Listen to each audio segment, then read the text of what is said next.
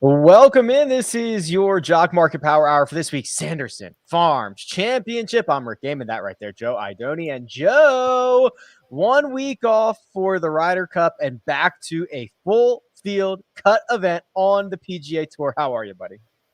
I'm doing good. What's good, Run Good? Yeah, back. We have an IPO this week, so it's huge. The Ryder Cup was obviously a shot of adrenaline that I think we all loved, but it is nice to be back in a live, open market before this thing closes here at 9. So excited to cover the next hour or so with you. Yeah, absolutely. We are going to give away $100 tonight. Make sure your Jock Market username is in the chat right now. If you have not used the code POWER for your $50 deposit bonus, you're crazy. You should go on and do that. We're going to talk all things market movers. We're going to talk all things Sanderson Farms. But Joe, do you want to talk about the event that is on the top of everyone's mind? Is it the long drive or the Ryder Cup? What's on top of everyone's mind at the moment? Well, I think that some people are interested in the long drive thing, yourself included, but it's been Ryder Cup frenzy in the golf world, right, for the last week or so. The decompression of it, right? It's 2 years of buildup, then it lasts for 3 days, and then you have to decompress and figure out what you just saw for a couple of weeks. And what we saw was an American team that was absolutely dominant. Dustin Johnson looked like vintage DJ. I mean, it was just an all-out slaughter from the Americans. It was historic, literally historic. Yeah, historic win. I think it gives a ton of confidence to United States golf fans moving forward that the core of this team is going to be in place and hopefully together and unified for quite a while. So many great storylines from the sort of the resurgence and dominance of DJ, all the different, team aspects of this thing. Bryson, I think, just became an absolute mega star if he wasn't already, and endeared himself to so many golf fans that were maybe on the fence, myself fully included in that. I thought that he was incredible. I'm feel myself jumping over to Team Bryson now. It was great to see them sort of hug it out. Xander, Cantlay, it was JT, the guys, it was just great, right? It's something that we're not used to seeing. It's something that is unconventional in such a good way, fun, energetic, and like I said, an adrenaline shot that I think all golf fans needed and wanted. It'll be interesting to see kind of the longer term ramifications. And what I mean by that is I feel like the President's Cup was a little bit of a coming out party for guys like Sungjae Im and Abraham Answer. And we saw Sungjae would have won within 3 months of the President's Cup. And Abraham Answer was close so many times, finally got the job done recently. I wonder if this is going to be a springboard for guys like Scotty Scheffler, right? I wonder if there's going to be this taking it to the next level aspect from some of the guys on the United States team. A great week for Scheffler, a great week for Morikawa, I think. Fantastic for them. I think we have more budding American players that could see themselves filling into those roles. One of them in Sam Burns this week. I think Matt Wolff has aspirations of making Ryder Cup teams in the future. The young talent is there, and it's competing at an extremely high level, which I think right now, frankly, is the concern for Team Europe. And you mentioned the President's Cup team.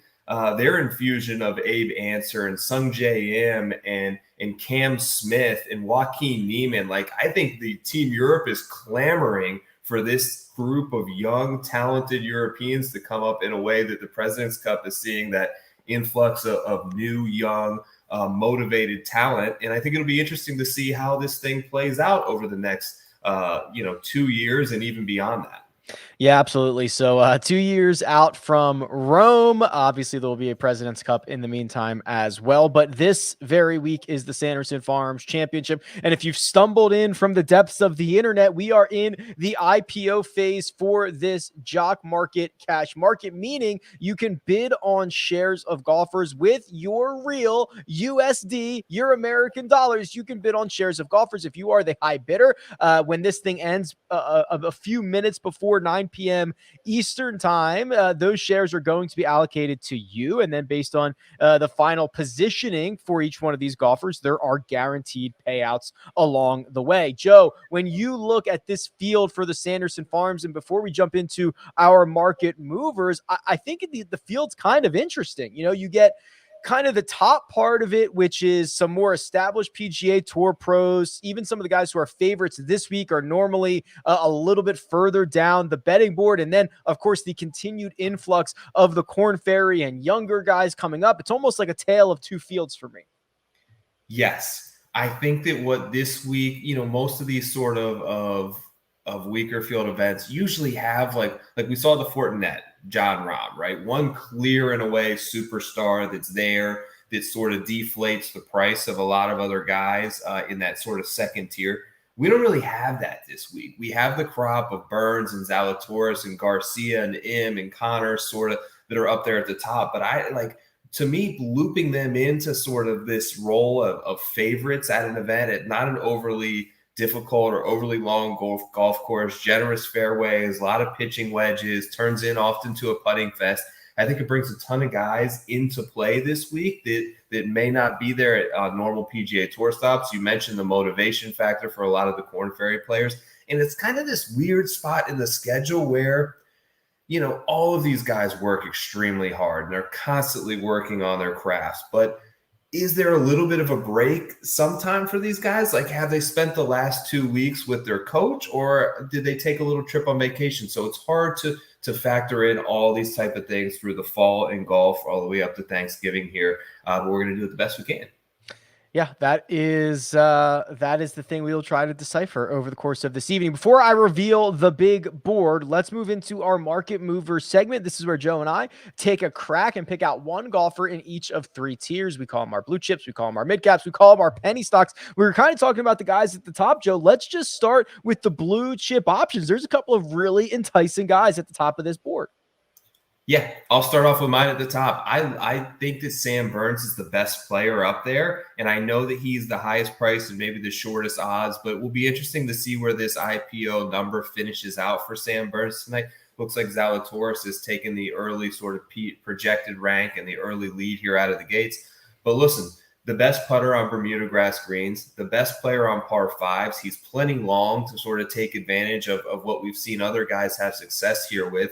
And that's just pound driver, and the rough is relatively negligible. We saw Garcia do it. We saw Champ do it. I think he can kind of fit this mold. I think this is a good sort of timing for him coming off of not really a snub from the Ryder Cup, but I think over that last month, there was a real feeling in himself and those in his camp that, hey, let's make a run at this thing, right? He saw it. I think he's motivated. I think that he sets up the best for this course. I'm going to make him my blue chip.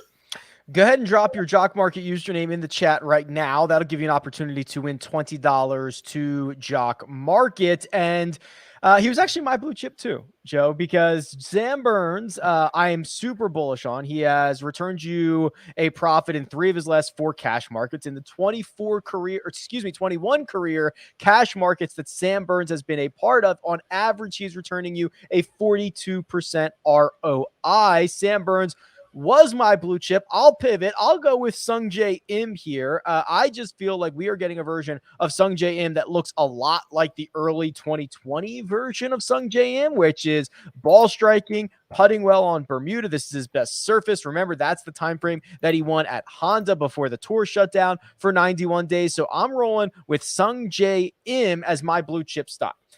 Let's turn our attention to those mid caps, Joe. Where are you going in the middle of this board? One guy that I think is presents some value, at least on the odds board, and I'll see where this kind of breaks down. But I'm going to talk about Gary Woodland for a second as kind of my mid-cap guy. And the reason being, as much of the reason when we talked 2 weeks ago that I liked Homa at the Fortinet, is I just think he holds a ton of win experience and equity sort of in this range and that kind of upside. So I'm willing to let the form sort of taper a little bit with guys that I know have these pop wins in them. And we're talking about a guy that 3 years ago who won a U.S. Open. He's got multiple PGA Tour victories. The form, I think, is less far off than one would imagine over late. I know that he's up there in top 10 in driving distance. He plays really well with the shorter wedge proximity. Lives down here in Florida, so obviously familiar now on these Bermuda grass surfaces. I think this could be a week where he comes into this field. I think probably a year and a half ago, he's probably the favorite going into this event. Now he's sort of in that mid-range, a little bit forgotten about, and I think has a ton of upside to potentially top 10 here, and that's really all you need at this mid-cap price point. Yeah, historically, on average, in 23 markets, Gary Woodland sells for about $4.36. This field a little bit weaker. Maybe he gets into that $5 range. We'll keep an eye on Gary Woodland all evening long. My mid-cap option, I'm going right back to him. It's Seamus Power.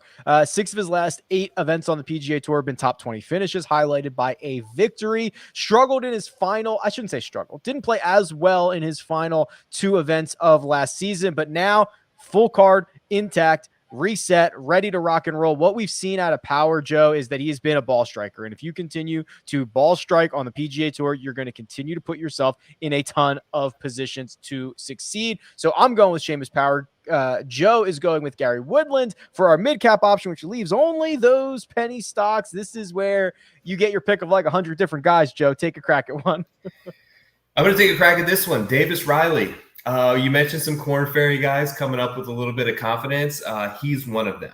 He's also a Mississippi native, so he kind of has that hometown narrative working for him a little bit this week. And I just think the price point leaves a ton of upside, right? We talked about this last week when we did the NFL show that these guys who are $1, you see for $1, they're essentially free, right? Because positions 81 through 150 this week in this tournament are going to return you $1 share. Per share. So if he's right around that low $2 mark, there's really nothing to lose. You can lose $1 per share, but the upside there, if he does make this cut and potentially finishes in the top 40, is 5, 6, 7x on the price you're going to pay during the IPO. I'm going to take a shot on my Corn Ferry guy, and it's going to be Davis Riley. Yeah, that is cut from the same cloth of guy I'm going with, kind of this up-and-coming Corn Ferry guy. I'm going with Joseph Bramlett, who won the Corn Ferry final. It would have been like 3 weeks ago and then made the cut at the Fortinet. He is long and inaccurate off the tee, which is generally a pretty good combination at the Country Club of Jackson. He is going to need to find a putter. He cannot putt, but if he can just kind of be sort of bad instead of really bad, he might be in position to find success this week. So just to recap our market movers, I'm going with Sung J M, Seamus Power, Joseph Bramlett. Joe is going with Sam Burns, Gary Woodland, Davis Riley. And before I reveal this big board, let me give away a little money. So first $20 goes to Scott Hightower. Congratulations. We'll get you all set up with that in your Jock Market account over the course of the next couple of days. If you too would like to win $20 into the Jock Market, it's very, very simple. Put your Jock Market username in the chat right now. That's how you get entered. Very easy to do. It's time, Joe. Let's see the big board for this week's Sanderson Farms Championship, and probably no surprise that Sam Burns is at the top of it. $7.77, which essentially is asking him to finish at this point 18th or better. 18th would be an $8 per share payout. What do you think this price for Sam Burns is going to look like when the clock strikes like 8:58 tonight? See, I'm interested in this because you look at some of the stats that you have in historical IPO price. And it's hard a lot of times to navigate this mentally, right? It's hard to see Sam Burns at 14-1 and think that there may be some value in that play. It's hard to see him at $8 per share and think that there may be some value in that play when you're so used to seeing it before. But you really got to kind of obviously factor in strength of the field, factor in what you think that his percentages of top 5ing, top 10ing, winning are in this event, 18th or better. I think that coming into this thing, the favorite. I laid out a number of reasons earlier why I'm bullish on Sam Burns this week. I think that it's still a favorable price point for him, all the way up to probably $10. The most expensive that Sam Burns has ever been, $7.80 at the Byron Nelson, finished second that week and got the $20 per share payout. It was $12.20 of profit per every Sam Burns share you had at the Byron Nelson. Right behind, they're stacking up. Will Zalatoris is the only golfer at $6. And what is notable is that pre-rank, Joe, because what that means is if there is a tie, and in golf there are lots of ties, Will Zalatoris will break the tie with every single other golfer in the field. Yeah, notable. Could be the difference between $15, $16, $18 in a payout this week. I think that he's going to play really well. I worry that what we've seen, and you mentioned it kind of when you talked about your penny stock guy, is you want to find that sort of spike putting week. And we've seen that happen here. We've seen it all the way from guys like Ryan Armour and Cody Gribble and Nick Taylor to we've seen it with some of the longer hitters like Sergio last year hooping 25-footers with his eyes closed. So we've seen that happen here in Jackson.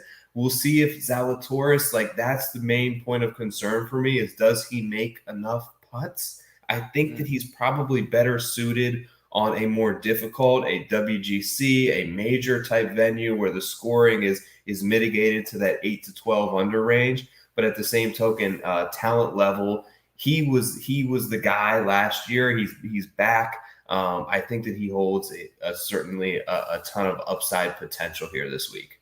Sungjae Im, $5.55. He was my market mover. Cam Davis at $5.01 already. Obviously, everyone realizes you can bomb it without regard for accuracy around Country Club of Jackson. So that certainly benefits Cam Davis. But the two guys at $5, Joe, I imagine they're not going to end this evening at $5. Mito Pereira has been, a DFS sweetheart since he came up last in the summertime. And then Sergio Garcia, our defending champion, fresh off a Ryder Cup in which he played great. The other thing about these two, Sergio Garcia, the fourth pre-ranked golfer, which means he breaks ties with everybody but three. Mito Pereira, on the other hand, 45th. So unlikely that he would break a tie with really any of the other top players in the field. Sergio Garcia. What are we doing? He was awesome last week, right? Yeah. He was incredible. The hands were there. The iron play was there. The off the tee game was there, and he made some big putts. I have concerns coming into this week after we talked about the adrenaline shot that was the Ryder Cup, how invested these players are, how emotionally invested these players are in this thing, which we saw in a number of guys. That was everything to him. He won the award for the top European player. I have concerns about him coming back here to Mississippi, being really the only person from the Ryder Cup to enter this field. Is he ready to go? Is he all in? Is he prepared? Where do you kind of sit on that? I was hoping you weren't going to ask me that. I'm not going to play him this week, but that may be that's just me. I generally think in whatever format that you're in, I actually think Jock Market's a little bit harder because if you look at your favorite daily fantasy format, there are just other guys that I like either just as much or more than Sergio, and I don't have to take on the risk. Jock Market's a little bit different because everyone could, in theory, have a different price, and he could come in significantly cheaper than Sam Burns and Sungjae Im or whatever like that. So it's actually going to be a more difficult decision here. I'm probably more optimistic than you are. I'm not sprinting to my phone to buy shares of Sergio Garcia, but if they fell into my lap, I think I'd be okay with it. Obviously, what we saw at the Ryder Cup, he played a lot, but he played great. And now he goes to a place where he obviously has good vibes as the defending champion. Ball striking, especially at the level that he does it at and compared to the rest of this field, generally a big advantage anywhere on tour. I'm a little bit more optimistic than you are, it feels. Okay. But I'm scared. See, Mito, the thing with Mito for me is I just, in general, I'm usually on these rookie guys, would rather be late than be too early because I feel like too often they come up as the flavor of the month and everyone sort of bets on them. And what we've seen many times, particularly in Jock Market, is it's a lot about public sentiment and popularity. So he has a lot of name recognition. Like, is he that was over the course of the Korn Ferry season, you look at everything, he was great, right? But was he that much better than Steven Yeager? Like, and Steven Yeager's probably going to be a fifth of the price of Pereira this week. So, like, I think that he was maybe the number one guy, but the number 2, 3, 4, or 5 guys on the Korn Ferry Tour, I think are probably closer to his level, and I think that he's probably tempered down a little bit. I've been wrong on this occasion before, notably like guys like Morikawa and Wolf, but there's been plenty that I've been right to be very slow on coming out of the gates. So it can go both ways. I think just for me, because I don't necessarily study the Korn Ferry Tour enough, I want to see him have a multitude of PGA Tour starts before I'm willing to sort of pay the price point that I see around him with guys that are more proven, like Garcia and Connors and Im. I'd rather put my money in a little safer bet there. We are about 23 minutes or so away from this IPO phase closing. So make sure you get your bids in. I'll continue to refresh the big board. And also, I'm about to give away another $20 to the Jock Market. So make sure that your username is in the chat right now and go ahead and hit the like button while you are there. The next tier of golfers, Joe, this is where things start to get very interesting. This $4 range. Kevin Streelman's here.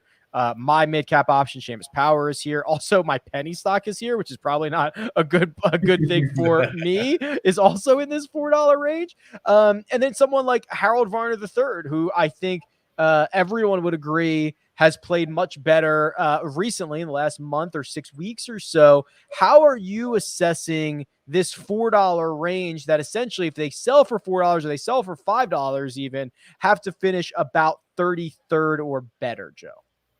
Yeah, I think this is, as we start to get, particularly in a field like this, I'm probably going to attack sort of this range and down more than I will on the top guys. There's just a lot more upside, in that potential $25 payout at $4, you can go 6x on your money there. Even if Sam Burns wins, you're only getting through, you know what I mean? So it's all kind of a numbers game that you have to play with the amount of risk that you want to take on. I think Varner has been playing extremely well lately. I think Aaron Wise had a good run of form through the late summer there. I believe he didn't miss a cut since April. So he's playing relatively well. Streelman is always great in these sort of formats. Corey Connors is down there right under $3. Yeah, I think that he'll probably end up near the top with his ball striking prowess and a little bit of solid course history here as well. I think that this is sort of where at this point in time, I'm looking to sort of make my favorites.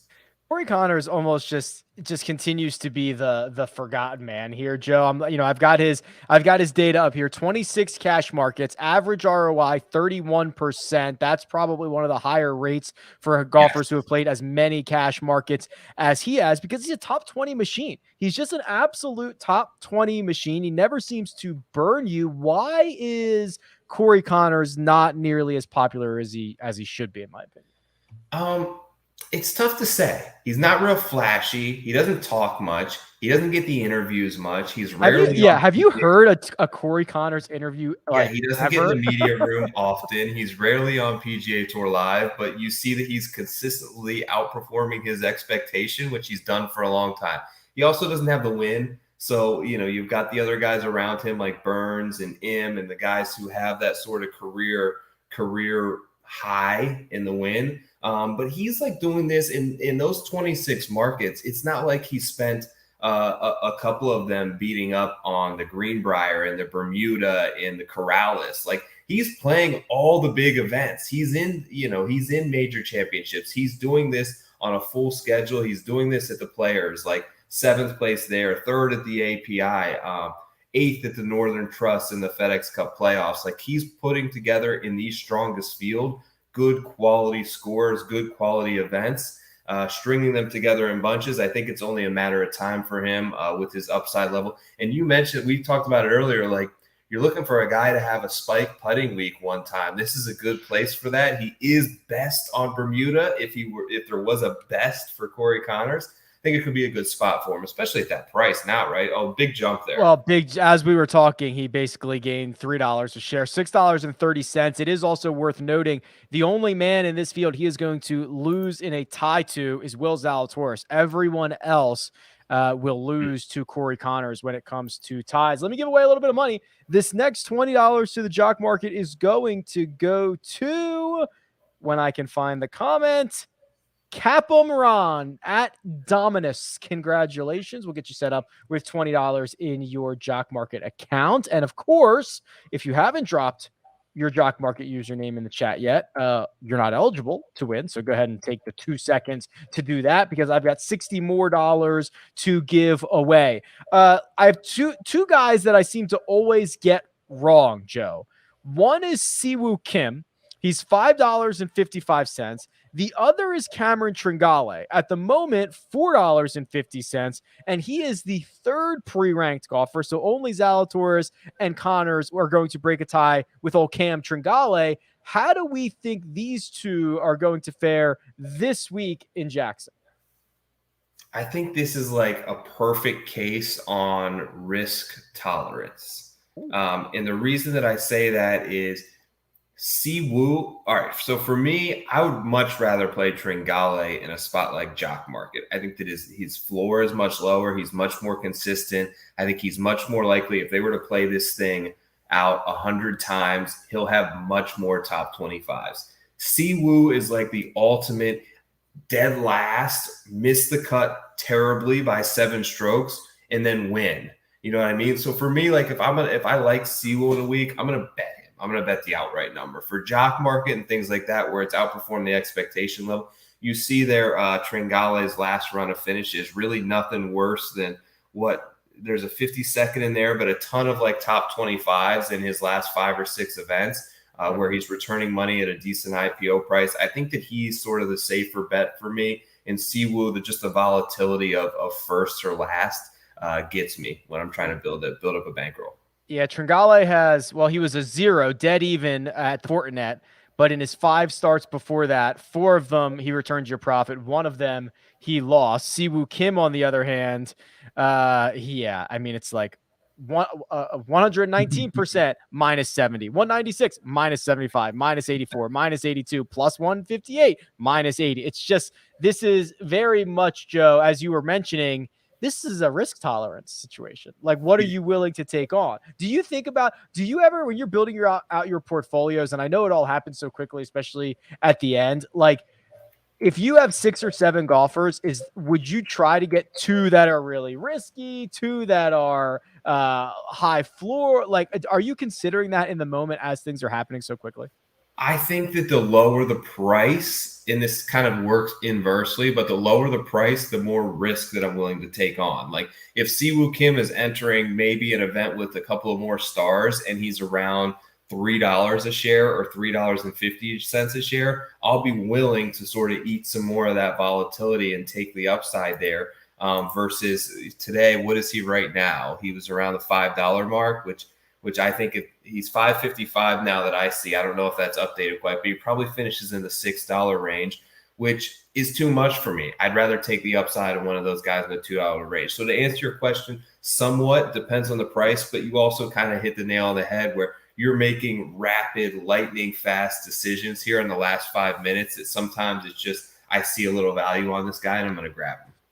We are about 15 minutes out from this IPO closing, so get your bids in, get your Jock Market username in the chat. That'll get you entered in to win $20. If you haven't deposited yet and you would like to, the code POWER is the best possible code that is in existence. That's up to a $50 deposit bonus. Let's scroll a little bit further down because there are some intriguing names down here. We mentioned Gary Woodland in the market mover section. I mentioned Joseph Bramlett. At last refresh, Matthew Wolff was $4.25. It's been 5 weeks since we've seen him at the Northern Trust. I just continue to be confused, not confused. I just don't know what to do. I don't know how to, I want to invest in Matthew Wolff in some way. I think maybe the outright market is the most logical, but we say it every single week. There's a price for everybody, Joe. And what's that price look like for Matthew Wolff here in the Jock Market? Right now, it's a good one for me. He's one of the guys that I have favorited. I think that his win potential is there. Like I mentioned this with Woodland, one of the most decorated winners in NCAA history, already has a PGA Tour win under his belt, has shown the ability to compete in U.S. Open type fields, like back-to-back U.S. Opens. He's been around the finish line on Sundays. So great upside with Wolff. Battled through some depression and demons last year, which I hate to see. I hope that kind of seeing some of his comrades in Scheffler and Morikawa maybe added a little bit of fuel to the fire this week with Wolff. I think that he's got all the ability in the world. It's just whether or not he's mentally ready to sort of take that on and start off this fall season really well. I think it's a great course setup for him. A place where you can get a hot putter, a place where he can be a little loose with the driver and kind of get it down there and just hit approach shots from 110 yards out of the rough. I like him this week. I'm more bullish than normal on Wolff this week, but like you said, he's definitely a risky play when there's some safer probably options around him. Yeah, certainly. The sub $4 range. And actually, I'm actually a little surprised to see Keegan at $4. I think that will come up. He's a fairly popular Mhm. player this week, 7th in the pre-ranks. The sub $4 range. This is basically you're asking these guys if they go at a price like this to finish like 40th or better. And there's a couple of interesting names down here. Sebastian Munoz has won this event in the past. I've seen some steam for Patrick Rogers and even Denny McCarthy at times. Are there any name or names out of this tier that you think are worth favoriting so that you can bid on them in the next 13 minutes? Yeah, I think you mentioned Rogers is one of them. I think your guy David Lipsky, who you mentioned a couple of weeks ago, this could be a good week for. Johnny Augenstein has put together a couple decent starts. Guys who hit it far, I think, have a big advantage here, and sometimes it's underplayed. But even a guy, we talked about this sort of in the offseason, who returned a bunch of money, and like Brendan Hagee. Guys like that in the $2 range, I think, could potentially make a cut here because they have that massive asset off the tee that can always serve them well. Yeah, there's a lot of guys. Davis Riley, there, my guy is still in the $2 range. Matt Wallace, I think, shows a ton of upside at the $2.50 range. He's also top 10 in pre-rank, so keep that in mind when you're sort of looking at Wallace. A lot of guys in this range. This is probably where I'm going to try to take the bulk of my stake this week, looking at the way things shaking out right now. Yeah, when you just sort by pre-ranks, Matt Wallace 9th, he's $2.50. Zach Johnson's 12th, he's 275. Brendan Todd 13th, 250. Sebastian Munoz 14th, he's $3.50. So there are some values seemingly here at the moment. You know, there's someone Taylor Pendrith is a guy that I'm very interested in finding out what he is. He's only got a handful of events on the PGA Tour, and he's kind of always been well respected and highly touted throughout his young career. And we're finally going to get to find out what Taylor Pendrith is. He's $4.44, and he's pre-ranked 20th, which is probably a little bit more expensive than I would have expected for him to be at the moment. But we'll see how that shakes out. As I look back at the top of the board, and I'll give this a refresh, Joe. What types of golfers, or who specifically do you think, you know, outside of Sam Burns, who I'm sure we both agree is probably going to be the most expensive golfer this evening, who else is going to finish in that top 3 or 4 when this is all said and done here in 10 minutes or so? Yeah, you mentioned one earlier. I think Keegan's going to make a little run up there. I've seen him be very popular this week. Obviously, if you're running sort of any sort of stat models based on recent form and approach play and off the tee, he's going to be at or near the very top there. Sung JM, you made some great points on him. I'm kind of interested to see where this thing shakes out on Garcia because as a guy who played so well last week, coming in as a defending champion, it's really just a matter of whether you think that he wants to show up this week. And that's always a dangerous sort of scenario to kind of play out in your head. And there's always a price for all the risk there. So we're seeing that kind of look that way. It looks like Connors is making a little charge up the board late, up towards Zalatoris money. So those are definitely, I think, the top 3: Connors, Zalatoris, and Burns for me. I probably agree with you. Also, we haven't spent an ounce of oxygen on Charlie Hoffman. He's the 5th most expensive golfer in the jock market at the moment. He's $6.20. If you're a buyer of Charlie Hoffman at $6.20, you're asking him to finish about 26th or better. Top 25, probably top 20 by the time his price actually settles in here. And then a lot of the names that have picked up steam in the last couple of minutes, Joe, are almost like these at one time fantasy darlings, whether that's like HV3 or Luke List or like, you know what I mean? Like it's Aaron Wise made a bit of a move. Like, is there a general lack of people like knowing what to do this week? Does this feel wide? Is this just wide open to you? It is, man. It's kind of like we talked about at the Fortinet where you put a pitching wedge in these guys' hands on the majority of holes, and it opens up the field completely. You put these guys in a competition for who can hit the best 4 and 5 iron. It becomes a lot more smaller in terms of who can actually get it close to the pin with a 4 iron. You know, these guys with wedges, the difference is so minimal that it just oftentimes becomes a bit of a putting contest and who has a hot week that week. We saw it last year with Sergio. We saw it with Cam Champ. I'm looking at driving distance just because I think that that's your easiest path to success here. It's certainly not the only one, but I think that that's the shortest cut in terms of reaching the finish line. So we'll kind of see how things open up. But I think, yeah, this is a great week to kind of go down and pound those lower price guys and just hope that you can find a diamond in the rough and hope you can get a number of them to sort of make the cut and return you a profit.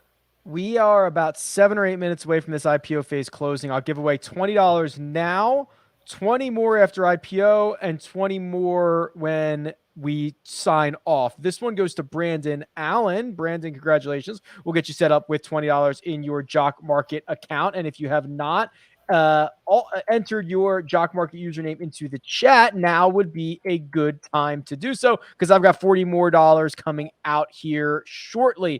I'm going to give the big board a refresh here, Joe, but what we have historically seen in the last couple of weeks, well, let me go back a little bit further. Historically, that $5 range has been a range to print money in. Are you starting to see other people figure this out? Is there a kind of a trend to keep the most expensive players a little bit cheaper? Everybody kind of piles into this $5 range and we try to find some value there. I feel like that's the trend. And a couple of guys that I've been speaking to that have had a ton of success in Jock Market are always looking at, so you're capped on how much you can win at 25. So your numbers, you kind of all have to work backwards from that.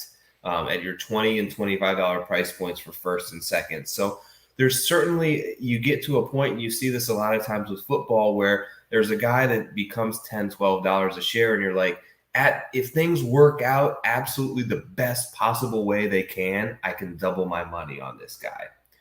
I can go down to a guy at $5 a share who I still think holds a little bit of win equity, who I still like in this field. And if things work out absolutely perfectly and this is his week, I can go 5x my money. So it's all kind of a numbers game. And I'm trying to take a little more of the biases and guys who I like out of it and incorporate this as a little bit more of a number strategy this year. It's constantly evolving sort of with me. I'm still taking notes and trying to glean things here and there from people that I see that are successful. I mean, there's people in these markets, Rick, now that are making $1,000, $2,000, $3,000, $4,000 per event, like across the board. So they have these sophisticated strategies, and I'm just trying to learn more and more and optimize my situation. As we come down to the finish line here, probably 5 or 6 minutes out, we're going to let Joe get out of here in just a minute or so. Sam Burns does indeed still hold the top spot, $7.77. If you're a buyer at that price, you are asking him to finish 18th or better. And the other golfers over $7, Will Zalatoris and Corey Connors. Is there any golfer up here, Joe, top 5, top 10, that you're not interested in, that you're worried about, that you are not going to end up with shares in this evening? I can tell you right now, I'm not going to end up with shares of Siwoo and Mito.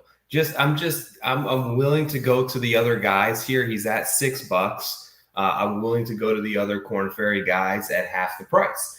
Siwoo, I mentioned it earlier. I just feel like it's boom or bust. I feel like he has his spots that he routinely plays well, and you can kind of pencil him in that are better setups for him. The Wyndham, Pete Dye type courses, the one at the American Express out there, like those are his sort of niche spots where we can see the massive boom. And I just worry about a miscut sort of incoming this week. Fair enough. By my clock, it is 8:53 on the East Coast, which means this IPO is ending in the next 3, 4, or 5 minutes. So this is where we send Joe off to do his work, and then he tells us who he ends up with in his portfolio. And sometimes we can figure out who he's bidding on, and we can try to drive up the bids on him depending on how that goes.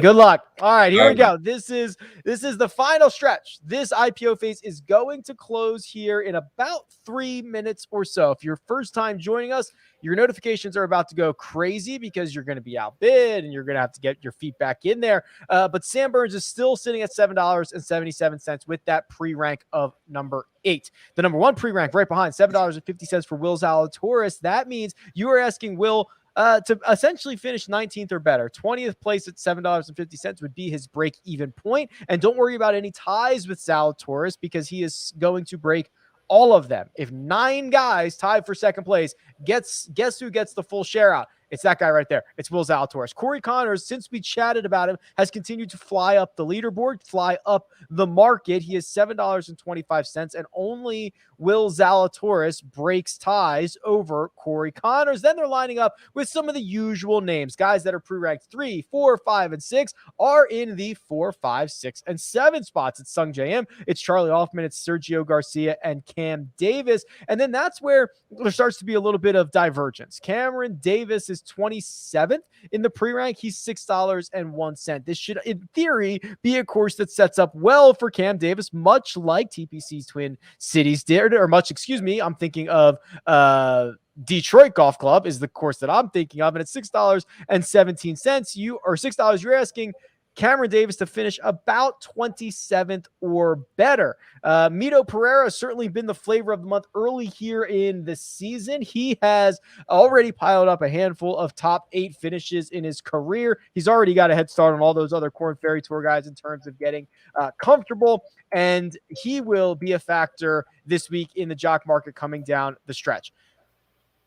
8:56 by my clock on the East Coast. So we are probably 1 to 3 minutes away from this IPO phase closing. We have a new highest priced golfer, and his name is Corey Connors. Ever since we said he doesn't get the respect, ever since we said, why does he always go so low?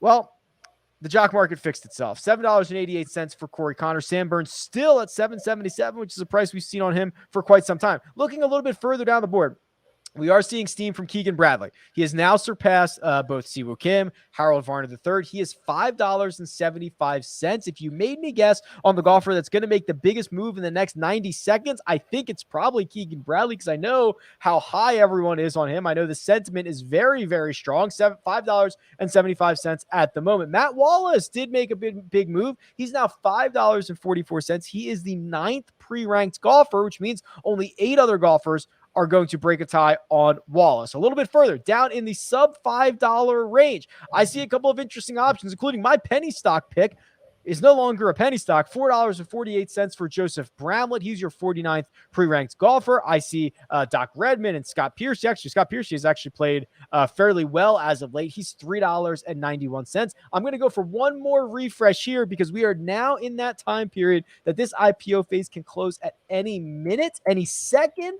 It is in that 90-second window, so I'm going for one last refresh and see if I can find a golfer over $8, and I can. His name is Will Zalatoris. So Zalatoris leapfrogs both Sam Burns and Corey Connors to be $8.02, your current most expensive golfer. Sung J M trying to catch up to the $7 range. He's $6.88, with Sergio Garcia, Charlie Hoffman, and Cameron Tringale right behind. Keegan Bradley did make a little bit of a move since last refresh, a little over a quarter added to his price. He's now $6.04. And then Harold Varner III, I think he added a dime, and I think we're close.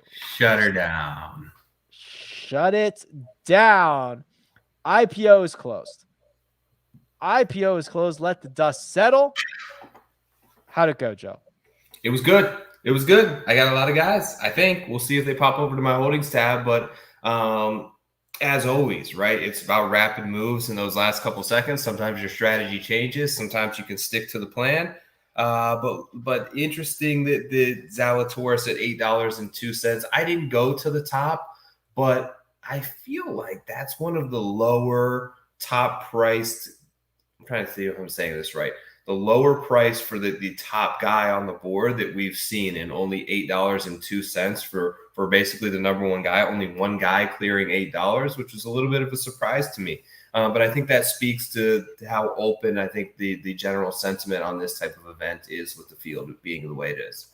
Yeah, Guy says, wow, love the prices this week. There are several ways to make some big bucks. I agree. So I'm just kind of trying to click through some of these events to see your point, Joe. Like, what's the cheapest top guy has ever been? And as I continue to click, I can't find another one that would have been this cheap. So I'll dive into the research here in just a little bit, but here's what we're going to do.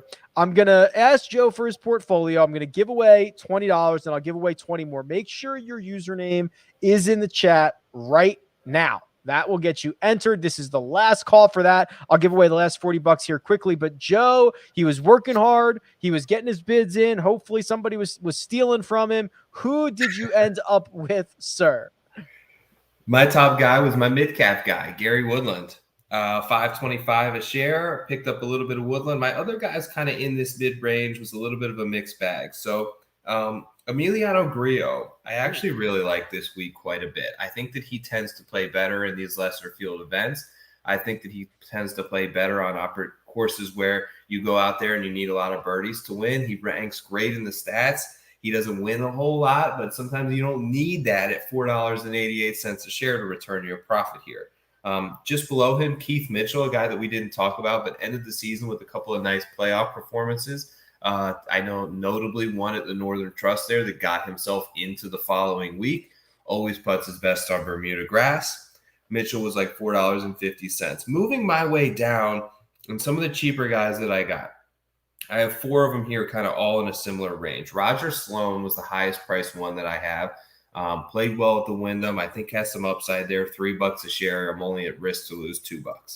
Ryan Moore, which was kind of shocking to me at $2.58 a share. Just lost his tour card. So I think that there's a lot of motivation for him to sort of get that back. His path is similar to Ryan Armour's path, right? It's to get to your pitching wedges and stick a ton and make some putts. We'll see if he can do that this week. And my last two sort of flyers in the $2 range, Hagee, who we spoke about, Bomber, playing good, decent form, and then Davis Riley. If I'm gonna make him my penny stock and he's still down there at $2.70, I'm gonna grab a couple of shares. So those are my guys this week. Always like to see who you guys have as well. Feel free to drop them in the chat. I love seeing that stuff. And best of luck. Gary Woodland, Emiliano Grillo, Keith Mitchell, Roger Sloan, Ryan Moore, Brandon Hagee, and Davis Riley. And Joe, you are not alone on Davis Riley because Scott says he is all in with Davis Riley. That is 100 shares, says Scott. There's a lot of shares out there at Riley, apparently. So we gave Scott $20. So that means Rick and I get a share of the profits, $2.50. That means we've got like 8 shares, right, Scott? Yes. You're cool with that? We're in. We've got equity in this Davis Riley buy. Looking forward to our winnings. Jay has 50 shares of Sung Kang. You can keep those, Jay. I don't want those. That's very good. All right, here, let me go. Let me give away 20 real quick, and I'll give away 20 more. This one goes to Mega Hat. Congratulations. We will get you set up with your 20. Give us a day or 2 or 3. And then also one last $20 opportunity coming in just a few moments as we wrap up this show. So make sure that your Jock Market username is in the chat. If you have not used the code POWER, go ahead and do that. If you have not tried shorting golfers, Joe, have you been getting your shorts in recently? I have been doing it. I'm still trying to sort of figure out the best way to do that. I've been experimenting a little bit with the NFL. I shorted successfully Dak Prescott the other night. Really, it's when these guys get up, because these NFL single slate ones, when they get up to $14, $15 a share, they basically got to finish top 2. So usually you can get one of the quarterbacks at that price that you can short. I haven't done as much in golf just because we haven't had a whole lot of Jock Market markets since they sort of rolled this out, but it's a ton of fun. It gives you a whole new way to sort of play this thing out. And if you can sort of stay up to date on some of the stats and the different in-tournament statistics that you can rely on sites like yours, there's definitely some opportunity to short some guys if you see a volatile sort of leaderboard like I think that we are going to see a little bit of this week. Yeah, Donnie Baseball says, is shorting live for everyone? And I believe the answer is yes. You have to turn it on, though. So you have to go to your settings, Joe, right? And actually correct. Say I want a short or something. There's like a little person icon that will bring you to your account. You go to user account settings. You will see a little toggle basically there that says enable shorting. You click that, you agree to the terms, boom, you're good to go. Boom, you can start shorting right away. Okay, let me pull up the big board one last time before we get out of here and see if there's any real big surprises. I guess maybe the surprise, not in the final price necessarily, but Sam Birds did that thing where he was $7.77 for like the entire hour. We always see guys do this thing, right? I think that it's just they pop early, and I think a lot of people just mentally kind of draw a line through that name and are like, I'm not going to pay top price money for Sam Burns. And when it just kind of hangs out there for the next 20, 30 minutes, in the end, 777 ain't a bad price. We probably thought that was going to clear 8, 9, maybe even get to $10. So it's kind of always an interesting sort of situation we see with the guy who spikes early. After the top 5, Zalatoris, Connors, Burns, and Garcia, the next 20 guys, you could have told me came in any order, and I would have said, yeah, that looks about right. You know what I mean? Like, I just, I know. I don't know. And the way that they kind of stacked up between $5 and $6.50, I'm not sure that the market knew what to do with everybody here. It's just like these guys to me are fairly interchangeable. Yeah. Wow. A lot of money came in, looks like on Matt Wallace late because he was right there at 250 pretty late. But Yeah, yes, ton came in. Yeah. Totally. All seem very interchangeable. All seem like they hold a similar amount of top 10 and win equity, especially in an event like this. And it's just about, catching the right ones at the right time. These are the weeks. So we get, I don't know how many events there are here in the fall portion, 10, 9 or 10 or something like that. And we don't have any more breaks until this thing is over in like Thanksgiving ish. And then we'll get that 5-week break. And I think this is like a little mini season, Joe, because what you're going to see is you're going to see some of these Corn Ferry Tour guys get more comfortable, and you're going to see a lot of guys play a lot of events in the fall, like who want to get off to a good start. It's not like you're going to see Rory play and then take like 6 weeks off. Like, so I feel like we're going to be able to learn starting now so much about this group of players that we're going to see for the most part the next 8 weeks. Yes. And ones that play consistently, I think that, so there's something to be said, I think, about this sort of secondary, if you will, tier of PGA Tour player. And that, look, the top 10, the top 20, the top 30 guys, they're really good. And they're always going to play good. And they don't have to carry the best form to come in and win a tournament. But these guys sort of, all of these guys in this range, Mitchells and Reeves and Rogers, they seem to go through ups and downs and ebbs and flows in terms of their form and how they're playing. So they'll catch a hot run of 4 to 6 weeks, and then they can tail off for the next 6 months. But it's really about capitalizing on that run. And if you see someone playing really well consistently during this fall swing, I think that it's a good time to sort of ride that out and see if they can finally capitalize and finish in a top 5 and get you some money. Yeah, we saw a guy freaking Brendan Todd nearly win 3 events in a row. He won back-to-back and nearly won the next week. Like it happens. These guys get hot in the fall. Like it happens. It's all good. So should be exciting stuff. And then obviously with the influx of NFL markets, and before we know it, the NBA will be back and the NHL will be back. It is probably a very good time to be on Jock Market Show. This thing has taken off, and I think that we're only in the beginning. Like, I still feel like we're in an infancy phase where this thing is just accumulating growth and users right now. And I think that those who have a good understanding, and like I said, I'm still trying to figure out the best strategy, but the more reps you have under your belt, the more likely you are to succeed. And I think those of us who have been in early, who have had discussions about it, who have played with different strategies and tried shorting and tried playing in tournament, it's all going to help us sort of moving forward. And I'm still so bullish on the idea of this and how that they have really taken a concept that makes so much sense to everyone who bets sports or is into stocks to sort of marry the two ideas together. And they've really found a way to kind of optimize that. And it's only getting better. Like, the advancements that they're making in the app are exciting. It's exciting to see the following come along. And I'm just pumped for the next year, man.